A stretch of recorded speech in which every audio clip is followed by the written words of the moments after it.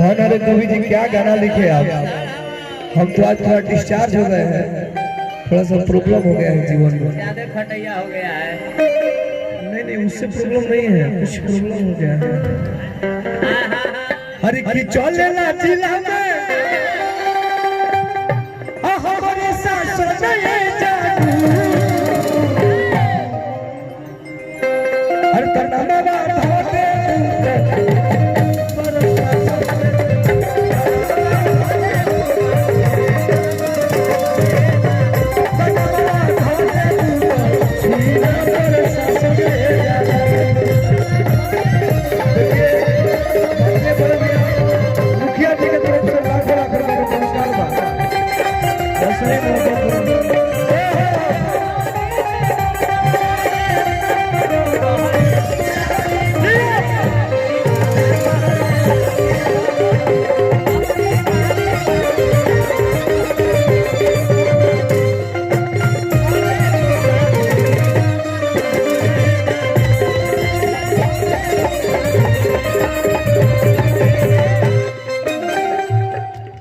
देखिए गार्जियनों की तरफ से बहुत बहुत पुरस्कार। हमारे लड़की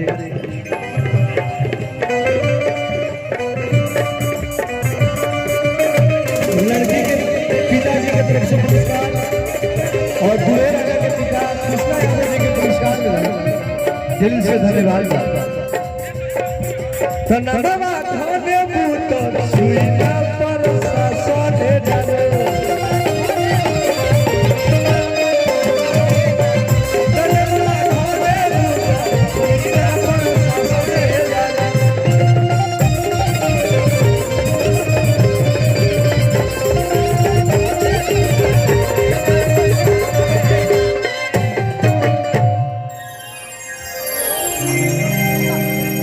हेलो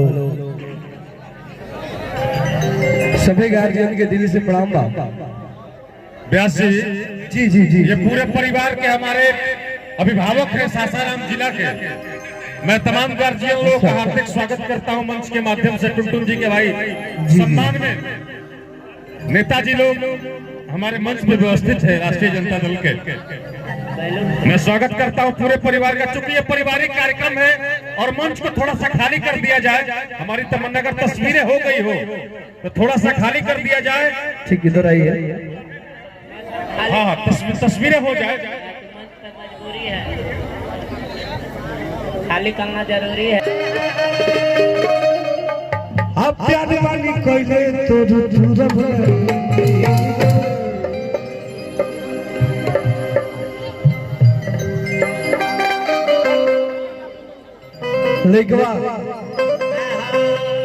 लड़किया के एहसास दिलाओ कि वे पगल हम तो नाच देखे बस एंजॉय करे खातिर जाइला।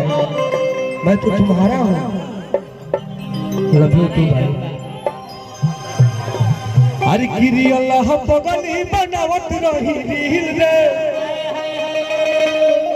हम प्यार वाली कोइले तो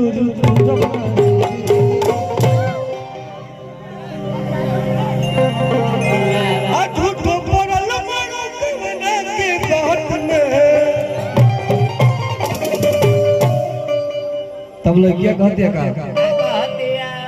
अरे की देखो निहा जानू रात सखी के बारात में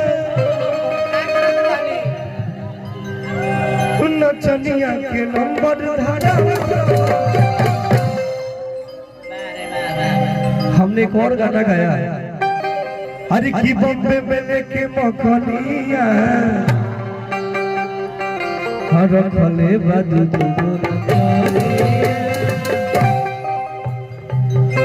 हर की गिरता अखिया से पनिया चटले मुही जे चटनिया। अरे तो बम्बे में लेके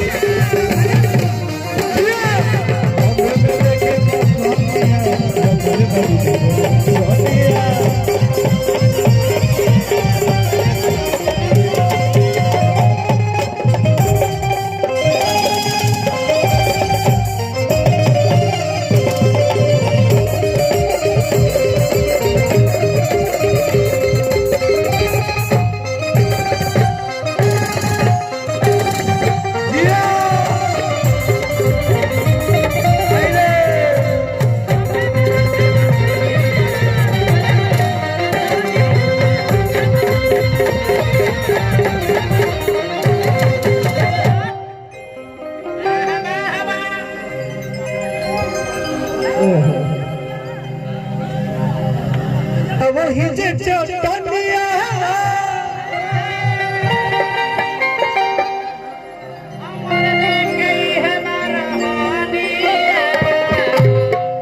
अहिर कमर देखी है वाला हानिया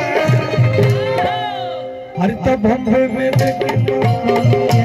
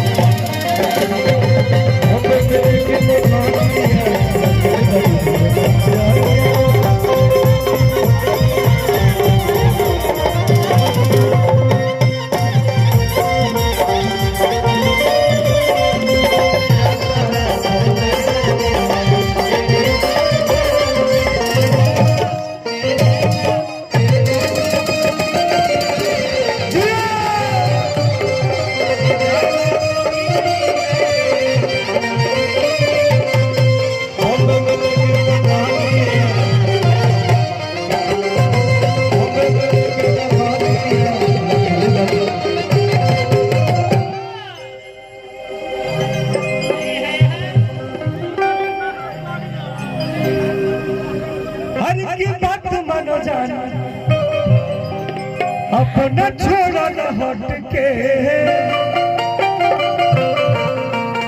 तब लड़किया कहते का अरे की कई गो फोटो खींचले बाहर अरे की बात मानो जाना न छोड़ा न हट के कई गो फोटो खींचले बाहर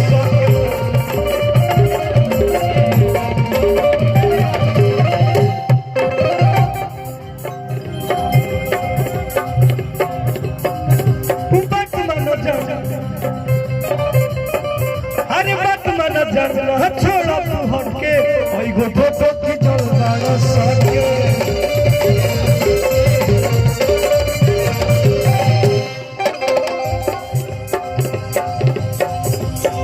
भैया भैया भैया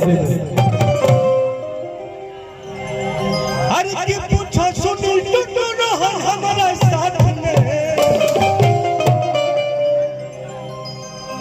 अरे तो देखो यहाँ जानू रात सखी के बारात में हाँ भाई हर तो नचनिया के नंबर